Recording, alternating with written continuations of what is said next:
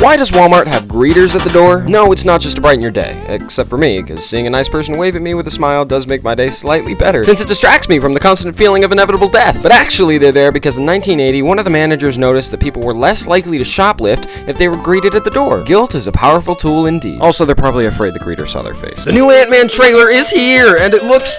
My feelings are complicated. On the one hand, the Quantum Realm visual effects look stellar, and they're finally giving Janet some depth, and Kang the Conqueror looks amazing. I love this guy already, and he's had one scene in the MCU.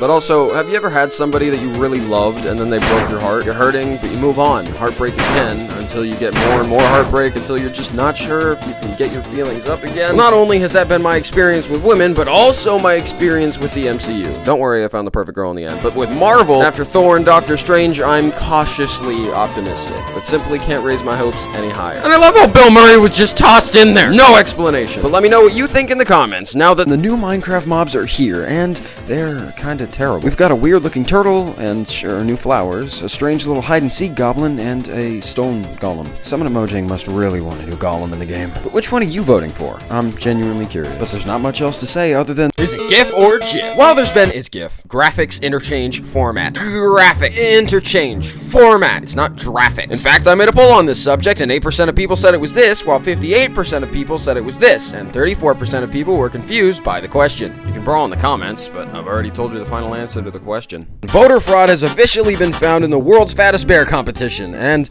Wait, what? Okay, hold on. Apparently there was a cheating scandal with voter fraud in the Fat Bear Week competition. There are people in the world who care so much about chubby bears that they would go so far as to rig the Fat Bear competition? Bro, someone had to say, forget rigging the 2020 election. I want to commit voter fraud in the Fat Bear competition. What? Why? I don't know what's going on anymore, other than the first trailer for the Mario movie just dropped, and mamma mia, it's actually good. Who could have expected this? But really, the animation is beautiful, the music is on point, and Chris Pratt's Mario voice is elusive. We still don't know exactly how it sounds, but is it just me, or is there just a little bit of Brooklyn in there? Either way, while as an intense Mario fan, I was just a little skeptical at first, this trailer made me definitely excited for the final product. But that's my reactions now that Freddy Fazbear is being made by the Muppets? The Five Nights at Freddy's movie is finally in production after so many years. Confirmed by the CEO of Blumhouse Productions, Jason Blum, the horror studios making the FNAF movie. But what's interesting is that in this tweet, he also said that the animatronics are being made by the same people that make the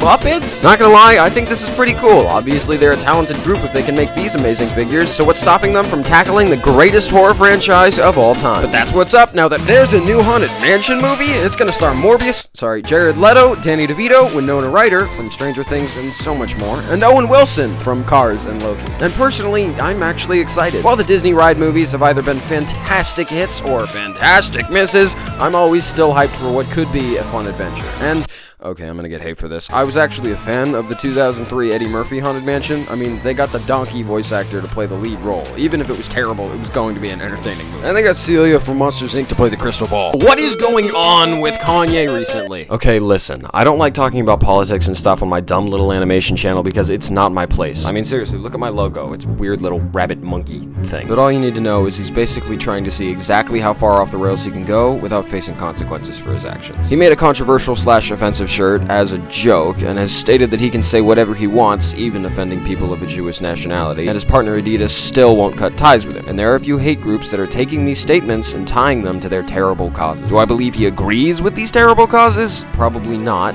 but no matter what, it's not good to give them a platform in any scenario. Which is also why I'm being as vague as possible, because that is all you need to know. Don't give these hate speech people power by bothering to see what they're saying. And is Kanye evil for letting these things happen? Personally, I don't think so, but some people with a platform just need to understand truly how powerful and how dangerous their influence over others is. But now you know. Marvel's new project that no one knows about? So Marvel's been pumping projects out on a pretty predictable assembly line recently, but this new project is something special. Doctor Strange Multiverse of Madness and Thor Love and Thunder were decent to good. She-Hulk was just plain bad except for Daredevil, but the newest project, Marvel's Werewolf by Night, is just of art, let me tell you. Cinematography and artistic film style? Check. Entertaining fight choreography? Check. Storytelling? Bro, this was through the roof. Trust me when I say you just need to watch this. It's the best thing Marvel has put out since No Way Home. But after you watch it, you can spread the word that everyone should watch Mr. Beast's animated show? A few days ago, Mr. Beast tweeted out, wondering what would happen if he were to make an animated show with his team's knowledge of entertainment. And honestly, I'd watch it. So does this mean a Mr. Beast animated show is confirmed?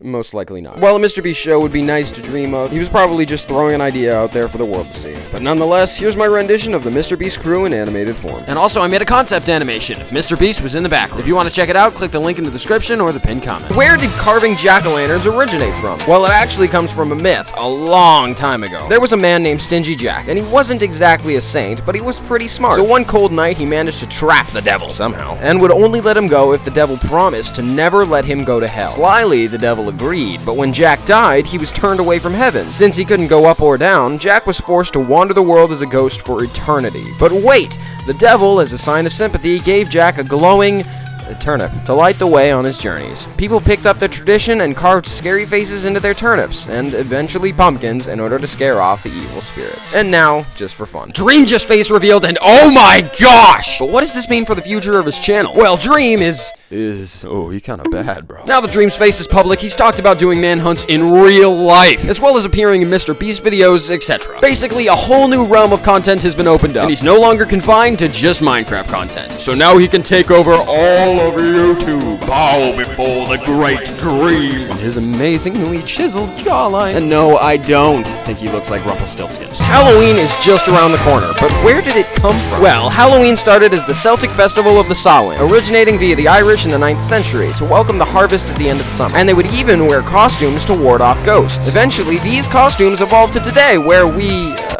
wow, we failed. Well, now you know the history of the holiday, which is helpful since where did memes come from? As in these, the picture memes we know today? Well, in the early 2000s, when the cave people still had wires on their phones and computers still had hamster wheel boxes, people used sites like Newgrounds and message boards.